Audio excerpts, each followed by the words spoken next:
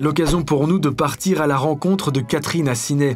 Elle nous parle du plan B, la volonté de Nature et Progrès de semer des fleurs mellifères sur de grandes surfaces pour produire du miel et accueillir la faune sauvage. Le plan B, c'est quoi? Tout a commencé en fait par un constat. On s'est rendu compte que toute une série de cultures consommaient pas mal de pesticides chimiques de synthèse, comme par exemple la betterave sucrière, qui ont naturellement un impact sur la survie des abeilles.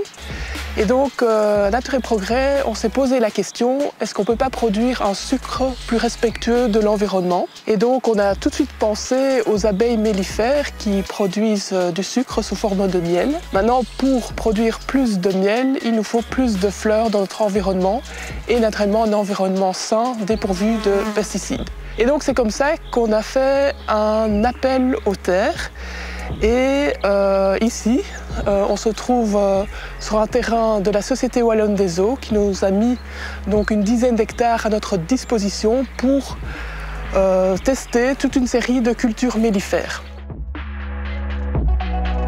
Le premier objectif de ce projet, c'était d'évaluer la faisabilité d'implanter une diversité de cultures mellifères selon les pratiques d'agriculture biologique pour produire du miel et des produits dérivés des cultures mellifères. Après 3 années d'études, qu'est-ce qu'on a pu observer? C'est qu'il y avait tout à fait moyen d'avoir des nouveaux débouchés pour les agriculteurs via la production de semences, la production d'alimentation humaine comme des farines, des huiles et également des cultures qui sont des alternatives aux engrais et pesticides chimiques de synthèse. Ensuite, le deuxième objectif, c'était d'utiliser les abeilles comme indicateur de notre environnement. Et donc, on a récolté le pollen que ces abeilles ont été récoltées dans l'environnement. On l'a analysé pour évaluer quelles plantes ces abeilles ont été butinées et aussi évaluer s'il y avait des résidus de pesticides dans ce qu'elles ont été butinées.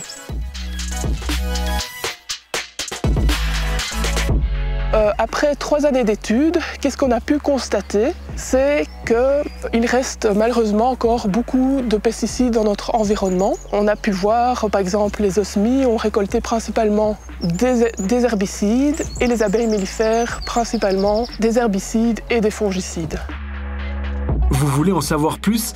N'hésitez pas, rejoignez la communauté Facebook de Nature et Progrès. Sinon, attendez septembre et venez rencontrer les acteurs du projet sur le salon Valériane.